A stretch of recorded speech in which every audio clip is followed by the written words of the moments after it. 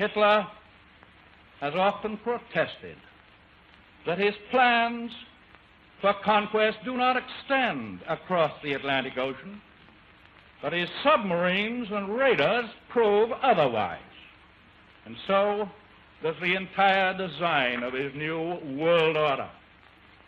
For example, I have in my possession a secret map made in Germany by Hitler's government, by the planners of the new world order.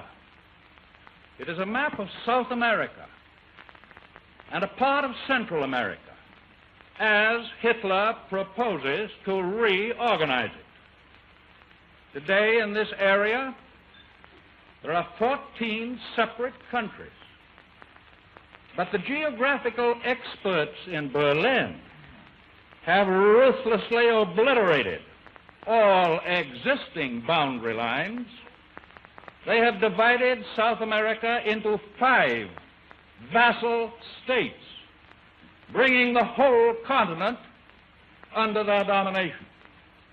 And they have also so arranged it that the territory of one of these new puppet states includes the Republic of Panama and our great lifeline, the Panama Canal. That is his plan. It will never go into effect.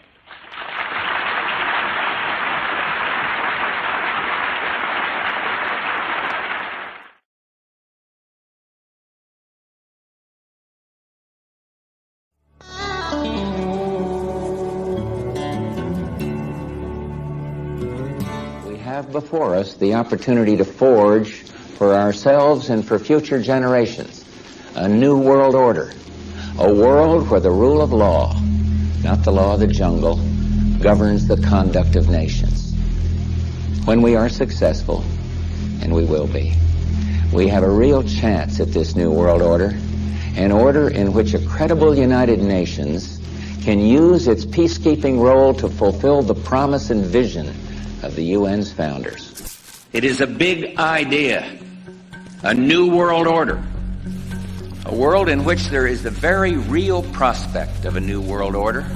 After 1989, President Bush said, and it's a phrase that I often use myself, that we needed a new world order. There is a chance for the President of the United States to use this disaster to carry out what his father, a phrase his father used, I think, only once, and hasn't been used since, and that is a new world order. So that the problem of the Bush presidency will be the emergence of a new international order. Within the next 4 years, we will see the emergence of a new international order. The beginning of a new international order. The pieces are in flux. Soon they will settle again. Before they do, let us reorder this world around us.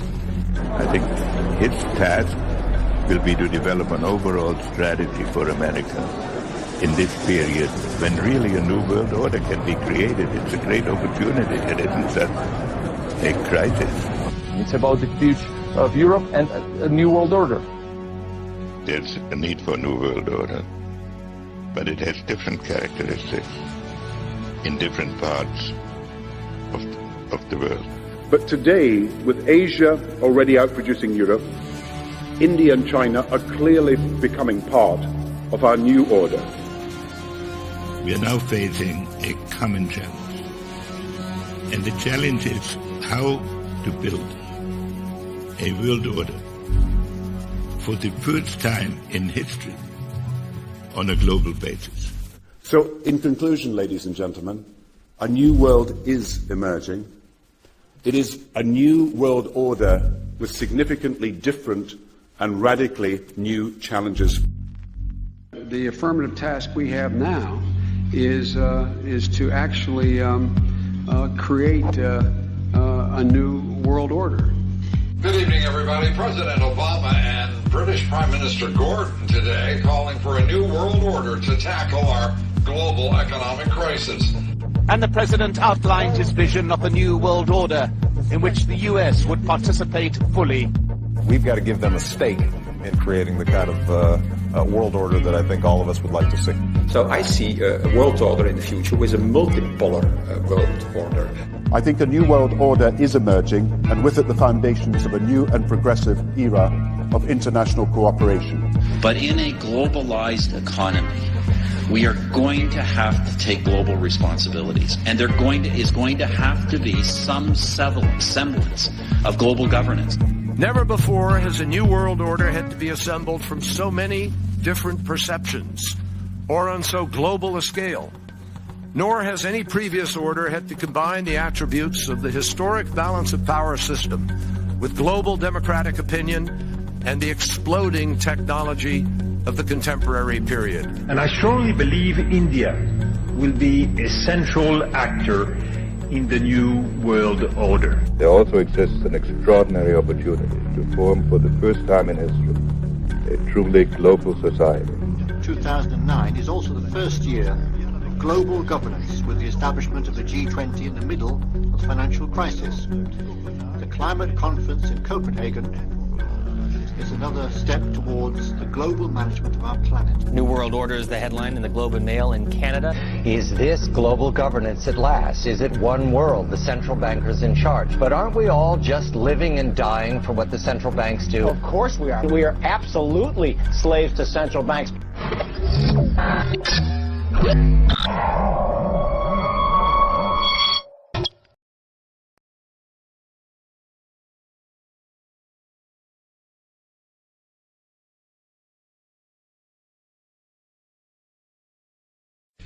I wish to thank the sponsors for inviting me.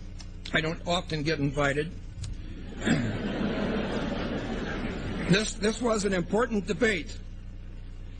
I had planned another closing message, but I feel compelled to say what I'm about to say. Now, I risk sounding like a conspiracy theorist, but it's no longer a theory. What I'm about to say is fact. The secret organizations of the world power elite are no longer secret. They have planned and are now leading us into a one-world communist government. The combining of national governments started with the European Union.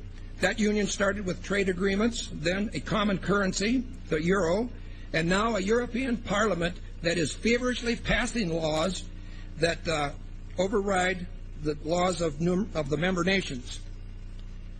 A constitution was drafted but rejected by a few of those nations, but never mind. They implemented it anyway. Now it's North America's turn.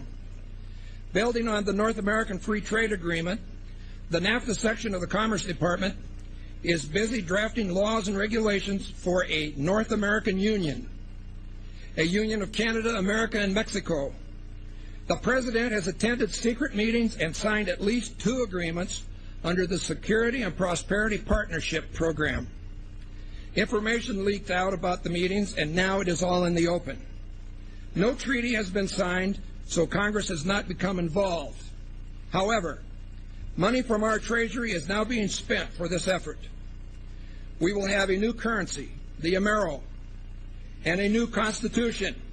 Modeled on the Soviet Union's Constitution, our rights will not be inalienable, but they will be granted by government, who can also take them away. One sign that this is our future is the plans for the superhighways from southern Mexico through America and into Canada. These plans are not secret any longer. Huge amounts of property will be taken in the name of free trade, peace, and security. You will have a national ID card with a radio frequency chip in it.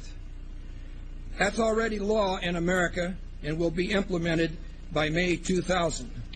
This man voted for it. You will not be able to move about freely. This is terrorism of the most worst kind, brought on you by our own government. The strongest, freest nation in the history of mankind will be averaged into world communism. Is that what you want? Are we the people still in control of this nation? We must begin to act like we are. Thank you. Stan Jones. On that, Conrad Burns, 3 minutes. Sure glad you got such a rosy outlook on our future for our kids.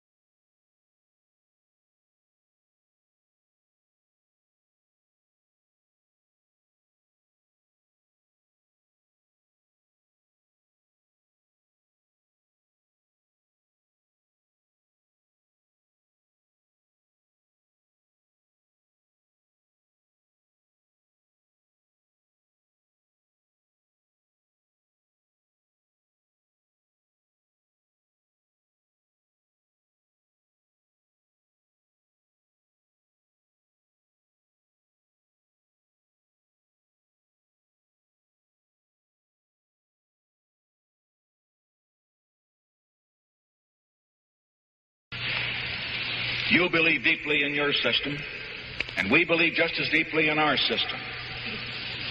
It is not our common beliefs that have brought us together here, but our common interests and our common hopes. The interest that each of us has to maintain our independence and the security of our peoples, and the hope that each of us has to build a new world order in which nations and peoples with different systems and different values can live together in peace, respecting one another while disagreeing with one another, letting history rather than the battlefield be the judge of their different ideas.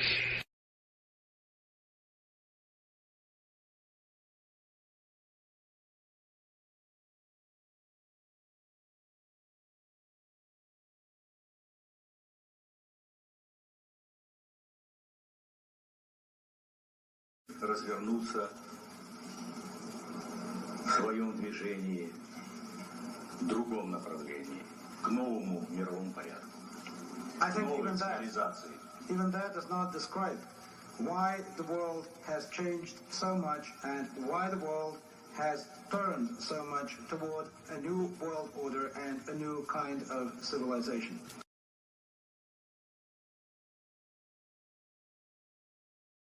Until now, the world we've known has been a world divided, a world of barbed wire and concrete block, conflict, Cold War. Now we can see a new world coming into view, a world in which there is the very real prospect of a new world order. In the words of Winston Churchill, a world order in which the principles of justice and fair play protect the weak against the strong. A world where the United Nations, freed from Cold War stalemate, is poised to fulfill the historic vision of its founders. A world in which freedom and respect for human rights find a home among all nations. We have before us the opportunity to forge for ourselves and for future generations a new world order, a world where the rule of law, not the law of the jungle, governs the conduct of nations. When we are successful, and we will be, we have a real chance at this new world order, an order in which a credible United Nations can use its peacekeeping role to fulfill the promise and vision of the UN's founders.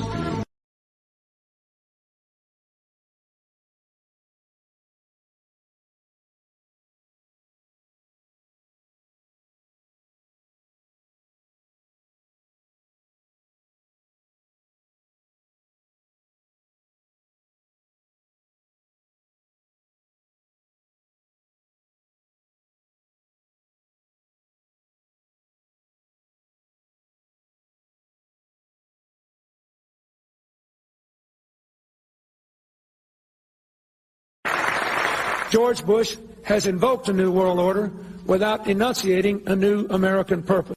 After 1989, President Bush said, and it's a phrase that I often use myself, that we needed a new world order.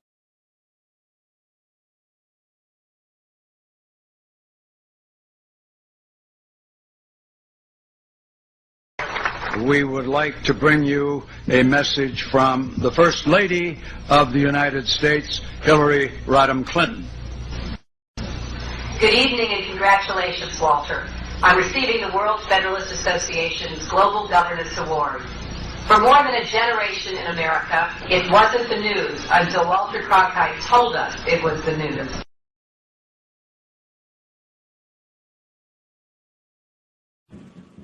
There is a chance for the President of the United States to use this disaster to carry out what his father, a phrase his father used, I think, only once, and hasn't been used since, and that is a new world order. This is a moment to seize.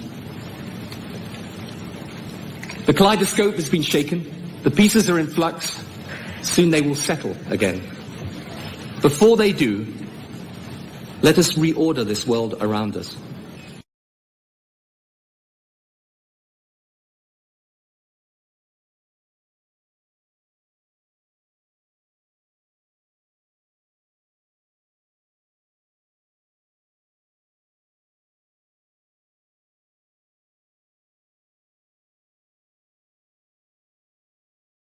Nevertheless, the United States is in a key position to shape this so that the problem of the Bush presidency will be the emergence of a new international order. Within the next 4 years, we will see the emergence of a new international order. The beginning of a new international order.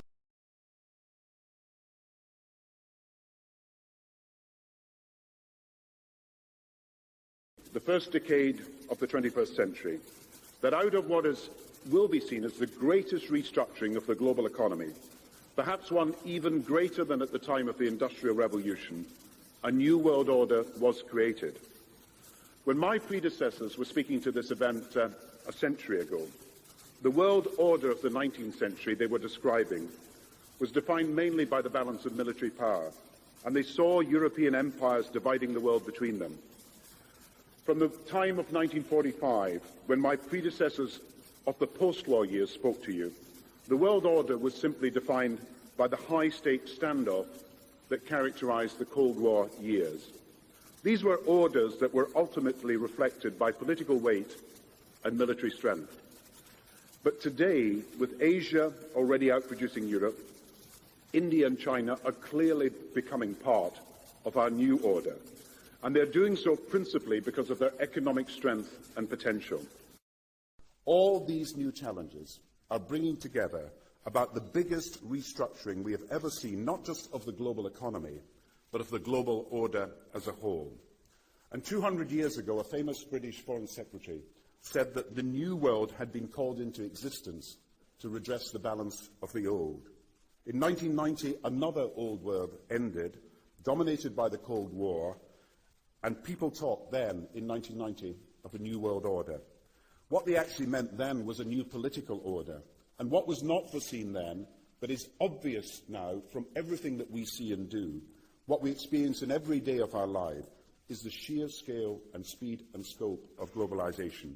And it's only now that we can begin to understand that the world order that globalization brings and what it's going to look like, it's driven forward now not just by the balance of military strength, the Cold War times, or ordinary political power. It's being driven forward by a seismic shift in economic power that we see around us. So, in conclusion, ladies and gentlemen, a new world is emerging. It is a new world order with significantly different and radically new challenges for the future. It's of course obvious today that the national dimension is not enough. It's a question of common sense. If you want to fight climate change, if you want to provide energy security, we cannot do it alone at the national level. We need more than that. We need European dimension. The European dimension is the indispensable dimension through the local to the global. And the more globalization goes, and it's quite obvious that it is there to stay, we need that dimension more. There's a need for a new world order, but it has different characteristics in different parts of the world that we have to bring about together with other countries a different consciousness of what a world order is. That yes, we are living in a period of tremendous turmoil now. But I think that at the end of this administration, with all its turmoil, and at the beginning of the next, we might actually witness the creation of a new order, because people looking in the abyss, even in the Islamic world, have to conclude that at some point ordered expectations must return. Let me summarize my argument to you this evening. Under the momentum of globalization, the world is opening up, and at an astonishing speed. Old boundaries of culture, identity, and even nationhood are falling. This nation is right now fighting for its survival, but we are also fighting for world peace, and we are also fighting for future world order. The worst thing was that I was standing there with my people, they were bombed, and I was just targeted like them, and as elected president, official in charge of their protection, I couldn't do anything about it. But the point here is It's not about me, it's about the idea of freedom. It's about the future of the whole region. It's about the future of Europe and a new world order.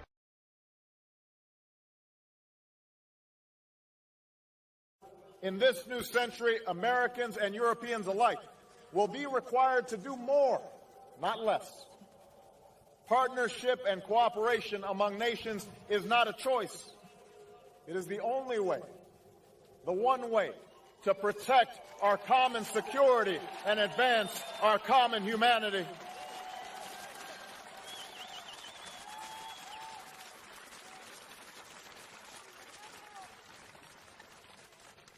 That is why the greatest danger of all is to allow new walls to divide us from one another.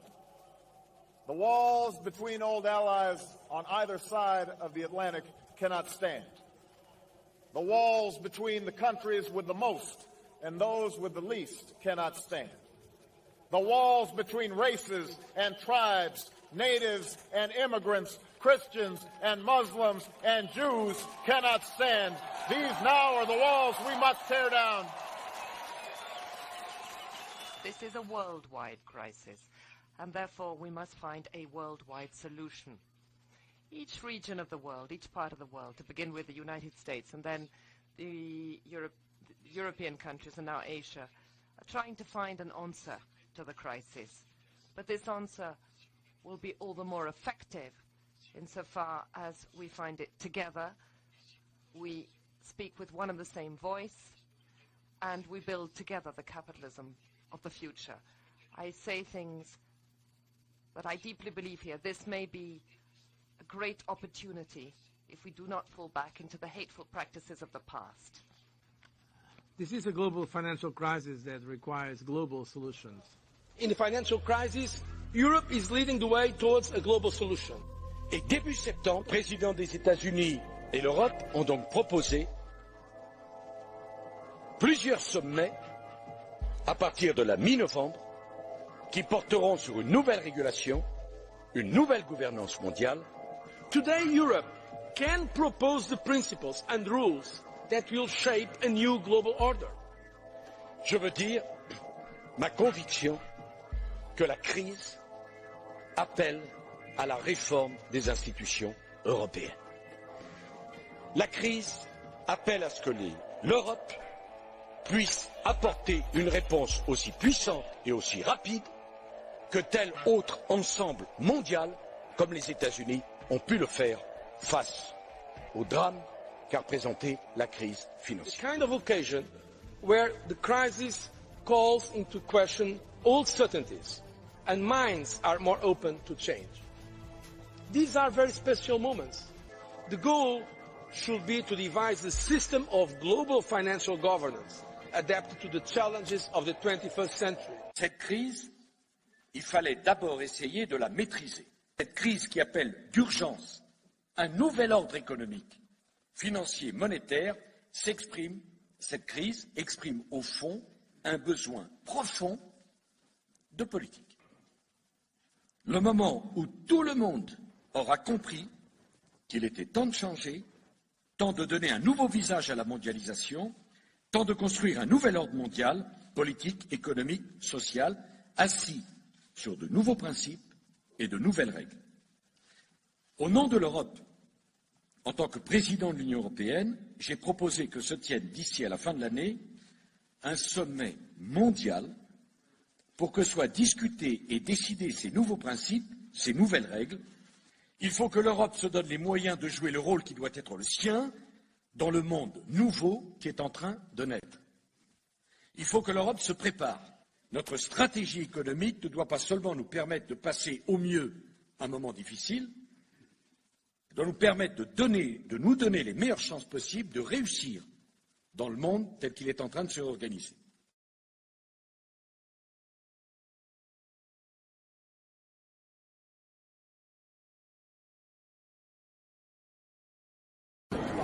But he can give a new impetus to American foreign policy, partly because the reception of him is so extraordinary around the world. I think his task will be to develop an overall strategy for America in this period when really a new world order can be created. It's a great opportunity. It isn't just a crisis.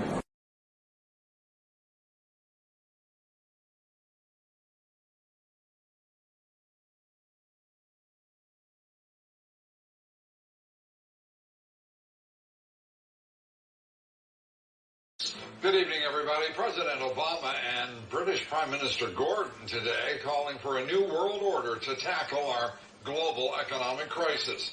President Obama said globalization can be an enormous force for good. Prime Minister Brown again pushing for what he calls a global New Deal. As far as the common interests that we're pursuing, look, there is the possibility in the next few months of a global New Deal that will involve all the countries of the world in sorting out and cleaning up the banking system. On a world level, I think it's absolutely necessary that we go in the direction of a network of regional organizations. We have the European Union in Europe. Maybe tomorrow in Asia, they shall create an Asian currency unit, like we have the Economic and Monetary Union in Europe. There is certainly also an enormous intense cooperation more and more in Latin America. There are the Arab countries. So I see a world order in the future with a multipolar world order, where you see a few big regional subcontinental organizations were important. So the network of these organizations, that is maybe the future for this world. I think it will be very important to create new global institutions which can be really powerful. The other thing that I do believe is important is that there is no question that this crisis, in the way that has developed, will require some kind of world governance.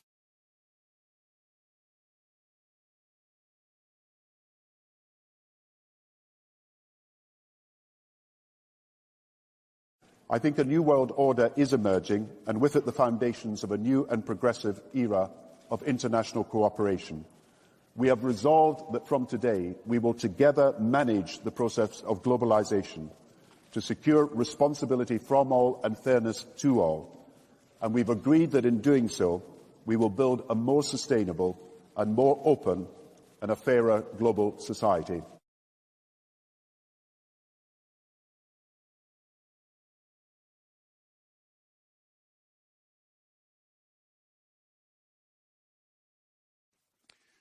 But it is the awareness itself that will drive the change. And one of the ways it will drive the change is through global governance and global agreements. You know, Canada co-chaired the international panel on financial regulation. Our view is that all of these national systems of regulation have to be fixed, but there also has to be international coordination. There has to be an international peer review process for national regulations. So there is transparency, there's peer review and peer assessment. We undergo that in Canada. It's been very useful when we have undergone it, and we think all countries need to be part of that. It does not detract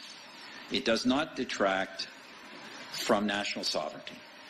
Nation states are clearly going to exercise their rights to regulate their financial system. But in a globalized economy, we are going to have to take global responsibilities. And there is going to have to be some semblance of global governance on these questions. The way we're going to win over the long term is not just militarily. We've got to win over hearts and minds. And what that means is we've got to invest in countries that have no educational infrastructure, have no means for young people to get ahead. We've got to give them a stake in creating the kind of world order that I think all of us would like to see. We will have the kind of global governance that is necessary to ensure the stability and transparency of markets in a way that gives us the benefits of a globalized market economy without the enormous risk. So let's think about those people down at Neely's Barbecue going home tonight having heard you. What they've heard you say is the system is really dysfunctioning right now. It's out of control. Nobody's in charge. They've heard you express your own worry that in the next 3 months it could get much, much worse. And they've heard you say that you don't see much good news immediately on the horizon. So let's leave them something to think about as they go home. Let them go home and say, Mr. Soros said, here are 3 things we can do, simply. 1? Well, deal with the mortgage problem, reduce foreclosures, recapitalize the banks, and then work on a better world order where we work together to resolve problems that confront humanity, like global warming. What sort of a financial deal should Obama be seeking to strike when he travels to China next month? No, I think this would be the time, because you really need to bring China into the creation of a new world order, financial world order. They are kind of reluctant members of the IMF. They play along, but they don't make much of a contribution because it's not their institution. Their share is not commensurate. Their voting rights are not commensurate to their weight. So I think you need a new world order that China has to be part of the process of creating it, and they have to buy in. They have to own it the same way as, let's say, the United States owns the Washington Consensus, the current order. And I think this would be a more stable one where you would have a coordinated policies. I think the makings of it are already there, because the G20, in agreeing to peer reviews, effectively is moving in that direction. 2009 is also the first year of global governance, with the establishment of the G20 in the middle of the financial crisis. The climate conference in Copenhagen is another step towards the global management of our planet. It's past the point of talking. We know historically that the global governance the sort of agenda to these issues is very hard to try and, with all the best intentions, it's very hard to actually activate.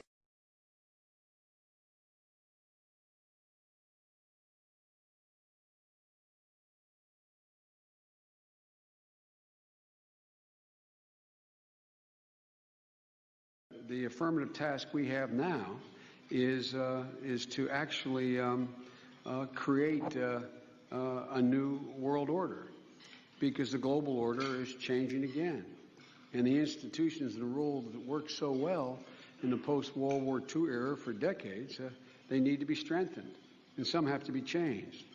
So we have to do what we do best. We have to lead. We have to lead. We have to update the global rules of the road. We have to do it in a way that maximizes benefits for everyone, because obviously it's overwhelmingly in our interest. This is not a zero-sum game. It's overwhelmingly in our interest that China prosper, that Mongolia prosper, that nations big and large, east and west. We have to level the playing field so that American companies and workers can compete in the world, that the competition is fair and it's healthy. To the first point, we came into office facing the worst financial recession since the Great Depression. We had to unfreeze the credit markets, reform the financial system, inject demand back into the economy. And while this agenda is far from complete, we've made significant progress with all of your help. The economy has now added private sector jobs every month, disappointing this month, but they nonetheless added jobs. Even so, we've still found that there's a need for an ambitious affirmative agenda. We strengthened and signed 3 free trade agreements. I know I'm referred to in the White House as the White House optimist. You know, I read that all the time. Well, it's like I'm the new guy, as my grandfather would say, like I just fell off a turnip truck yesterday. In case you haven't noticed, I've been there longer than any of them. And I hope you all haven't noticed that, but I'm afraid it's self-evident. But I'm optimistic, not out of naivete. I know the history of the journey of this country. The history of the journey of this country is every single challenge. We've unleashed the American people and all of you